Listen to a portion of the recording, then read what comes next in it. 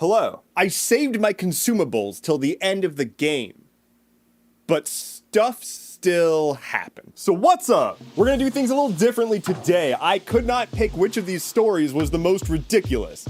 So I'm gonna go through them all real quick, and you tell me which one wins the first ever Devvy Award. The Devvy Awards, you should absolutely know this already, are a prestigious award that is given by me to the wildest stories ever. And they didn't just get made up 4 minutes ago. Anyone who says that is a liar. First story, MoviePass was a scam. We knew that, but we double know it now. MoviePass was an attempt at a subscription service for movie theaters. You pay a monthly fee and you can go see as many movies as you want.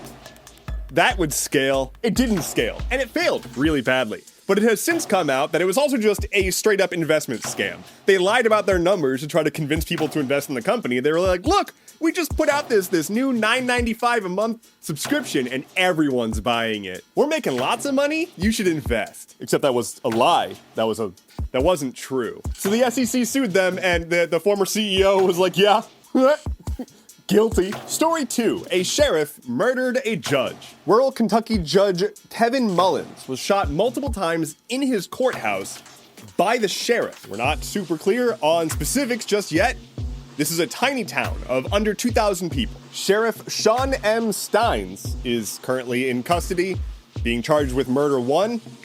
We'll see what happens there. The deceased judge was known in the community for his involvement in drug rehabilitation programs. That's actually pretty rad. Story 3, Diddy the Diddler. This is everywhere, but Diddy, aka Sean Combs, is in custody after a bunch of allegations came out about not okay things that he did. I'd make a great attorney. Your Honor, he shouldn't have done that. Apparently Diddy held what he called freak-offs, which were like days-long sex parties featuring sex workers that were brought across state lines, maybe underage ones as well.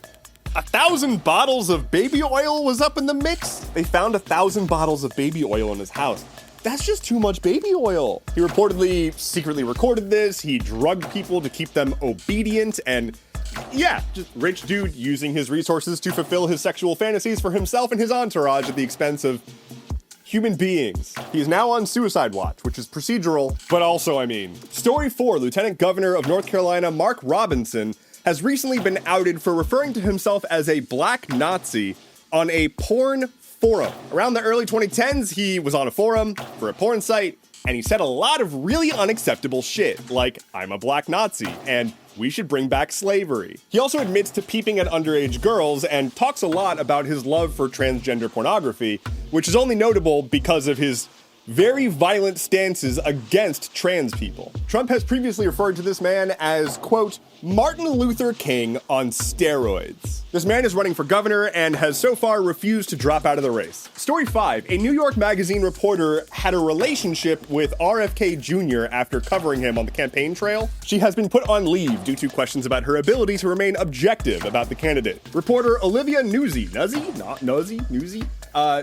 here's her quote. Quote, earlier this year, the nature of some communication between myself and a former reporting subject turned personal. During that time, I did not directly report on the subject nor use them as a source. The relationship was never physical, but should have been disclosed to prevent the appearance of a conflict.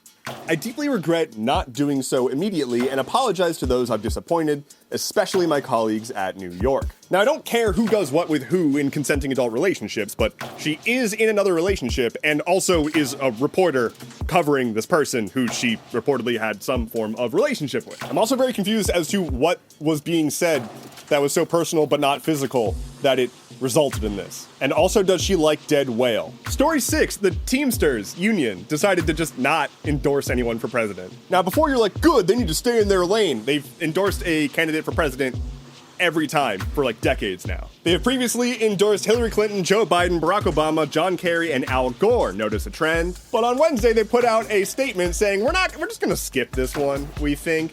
They did a poll of their union members, and 60% wanted to endorse Donald Trump, compared to 34% for Harris. And I have to imagine the leadership of the union looked at each other after seeing those results and they're like, no, we can't do that. Like, it's Donald Trump. He's specifically famous for being a shrewd businessman who screws over workers and doesn't pay his debts. So it's kind of mind-blowing that many unionized workers were in support of him. But yeah, They looked at that and they were like, we can't. Let's just not. Let's end with a bonus that's not in the wild category, but still, why? PayPal has a new logo. It certainly says PayPal. Now, for you podcast folk, I wish I had a way to manifest imagery for you via audio, but I can't. So imagine, if you will, just the word PayPal in the most boring font you can imagine in black. That's the logo. It just says PayPal.